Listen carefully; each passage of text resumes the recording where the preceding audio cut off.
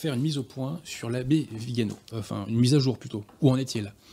Parce que, lentement mais sûrement, eh bien, il progresse et il se rapproche du but. L'abbé Vigano a fait un entretien donc, le 3 avril dernier sur le site de M.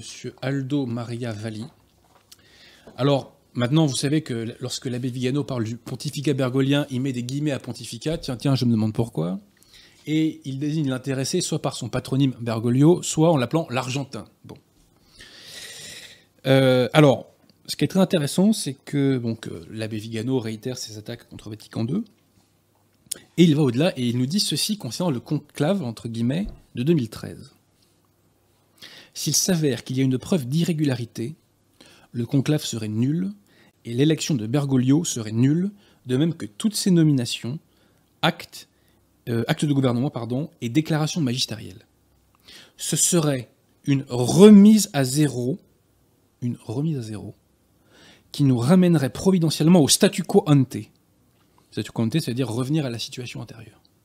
Statu quo ante, avec un collège de cardinaux composé uniquement des cardinaux qui ont été nommés jusqu'à l'époque de Benoît XVI, évinçant tous ceux qui ont été créés depuis 2013 et qui sont notoirement ultra-progressifs. Donc qu'est-ce que nous dit l'abbé Vigano? Il nous dit que si le conclave est invalide, il y a un statu quo ante et on revient à zéro. Mais où veut en venir l'abbé Vigano? Est-ce qu'il s'arrête là? Eh bien, dans l'entretien, l'abbé Vigano nous dit par ailleurs ceci.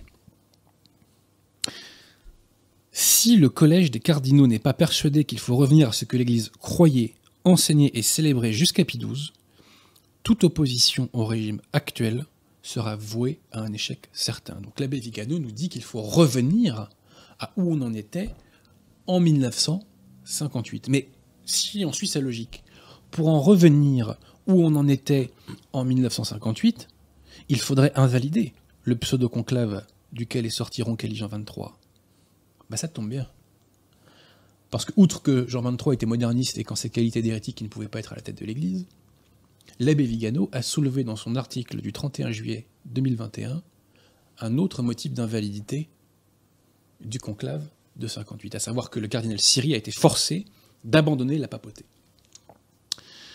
Donc l'abbé Vigano nous dit, si un conclave est vicié, on repart à zéro, et il lui donne toutes les munitions pour revenir à 1958. Où l'abbé Vigano veut-il en venir? Il y a vraiment besoin de vous faire un dessin, chers amis?